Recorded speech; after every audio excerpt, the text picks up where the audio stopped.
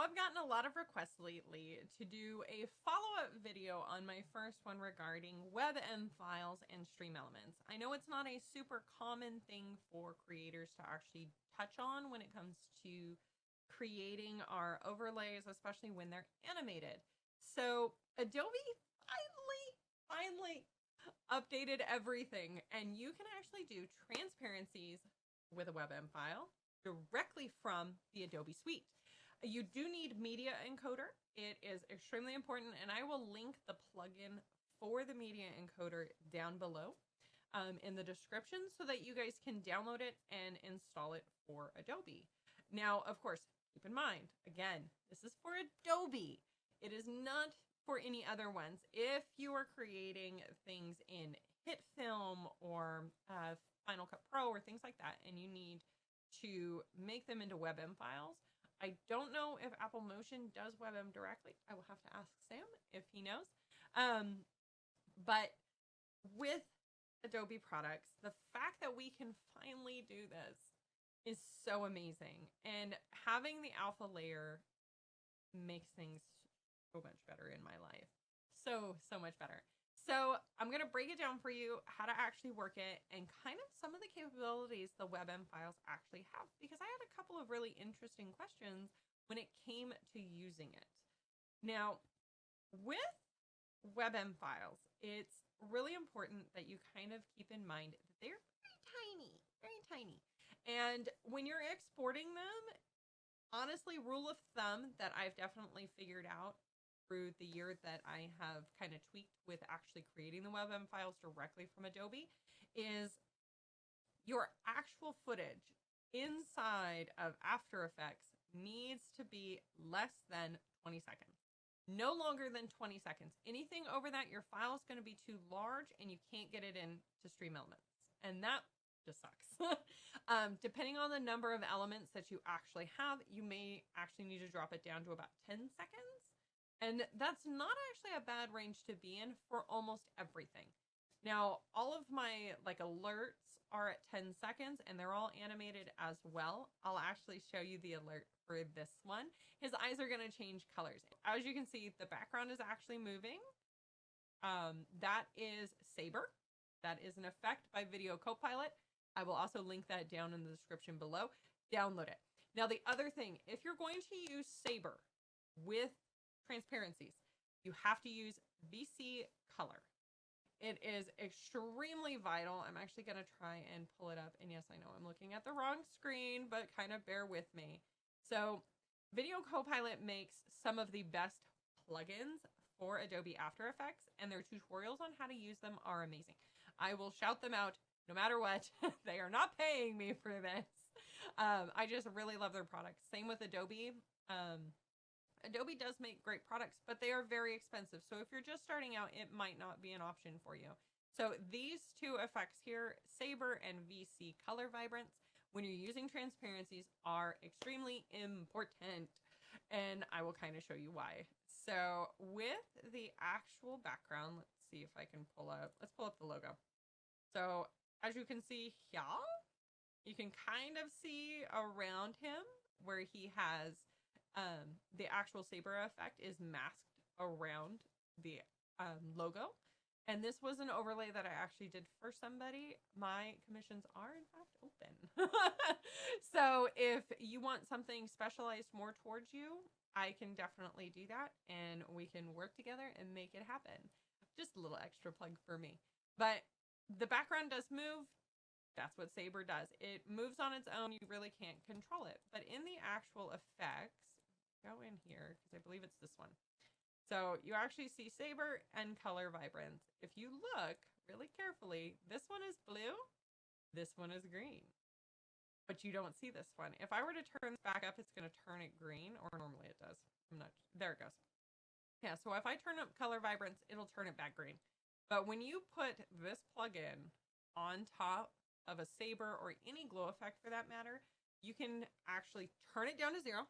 That's what you have to do. Turn it down to 0 and kind of tweak a couple of things within Saber itself. You're good to go. And you can use Saber on a transparent background. I've done it a couple of different times now, actually, and I'm having so much fun with it. being able to use these very vibrant and, graphical kind of things on a transparent background has been a nightmare for years. And trying to figure them out is not super simple. So that's why you guys have this video. Now, when you actually go to export, you're going to go up to composition, and we will export, let's say, the talking scene, because it has all this stuff. This actually rotates through, so it goes back and forth, it fades out, and then fades in the next one, and just keeps cycling through. Kind of a cool effect, to be honest. I love doing this with social media stuff instead of having them like all spread out across your scenes. That gets a little much, especially when your name is the same. You can actually check out one of my other videos. I will link it at the end of this. It is the current overlay that I'm using and what I actually did for my social media icons and making that work. But back to the story. So go to add to media encoder. That is the huge one. You want to always export there. If you're doing anything in After Effects or Premiere Pro, export it over to media encoder. It will actually make your file smaller than if you rendered it within the actual programs. I'm not sure why that is. If you know the answer to that question, please tell me in the comments below. So media encoder, of course, is just amazing. I am a huge fan of it, and since I started using it, it's made my life and my workflow so much easier, because I'm not waiting 1,000 years for something to render within the program I'm using. So while this is actually rendering, I can go back into After Effects and keep working and not really have to worry. Occasionally I'll get some high CPU usage, but it's not that bad. It's not, overclocking it, and it's not making things too hot. And that's the big thing. I'll actually put my face here. We're going to move me over there. And as you can see, mine is already preset up. These are saved settings for me, because I do this so often at this point. Change your output file. This is a temp file that this stuff will go to. So of course we want to hit, I have it labeled as rando in here, but we'll go to overlays, go to rando, and then go to talking. And as you can see, both of these have rendered. I did do one before. This is actually the final product for him. So when you get all done, you're going to click on Webm and bring up the actual file stuff.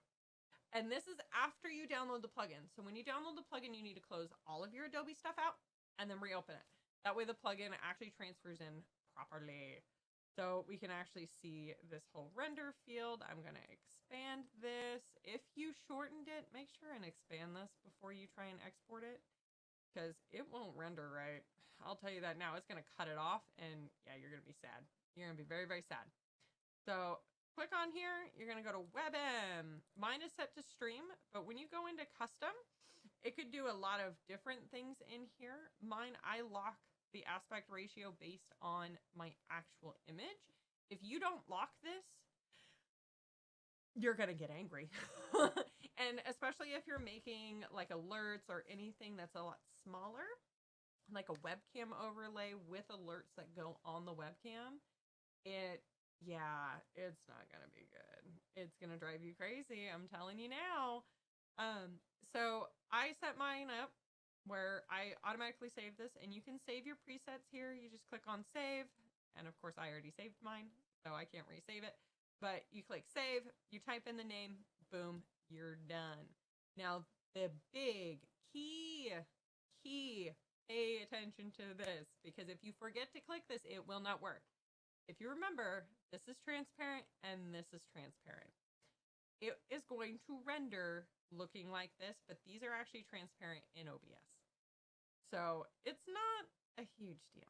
It's okay. I promise. It's okay. So once you actually go through, you're going to go almost all the way down to the bottom, and this little thing right here, include alpha channel. You don't need to change any of this stuff. All of this is fine. It'll render just fine. You want to go down here and click include alpha channel, hit OK, and render this. Once you're done, so you're going to end up with a Webm file. Go into StreamElements, go into My Overlays, create yourself a new overlay. Mine, of course, is 1080p. I'm just going to name this test. And like that. All right, go into the test, which is your 1080p screen, nice and blank, nice and clean. Insert video. Want to change the video. I don't believe I have uploaded this before. No, I did not test it on this side. So we'll go into your file and we'll do that talking scene. Go in there, upload it. And again, that one was 20 seconds long. There isn't a whole lot of movement to it. The saber does move, the eyes change and stuff like that. But at the end of the day, it's okay. It wasn't a huge and massive file, so that was fine. Go down into position and scale. Change this to 1920 by 1080. And as you can actually see, woohoo! It's transparent. There's no bubble above his head, which anybody who deals with glow effects in After Effects for this stuff knows. When you render this with a transparent, there is this nasty looking bubble that just appears around your glow. It's awful. So this is how I figured out to get around it. And now you can see it's all moving. His eyes are actually shifting.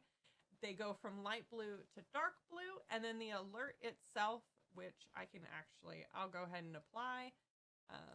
So just go to add widgets. Now this is a 1080p, so it's fine. If you're using any other size for your stuff, when you're doing overlays design like this, pay attention to it, because it may not work the way that you want it to. You need to make sure everything is sized to your canvas that you exported it on. And everything needs to line up. So make sure you test stuff.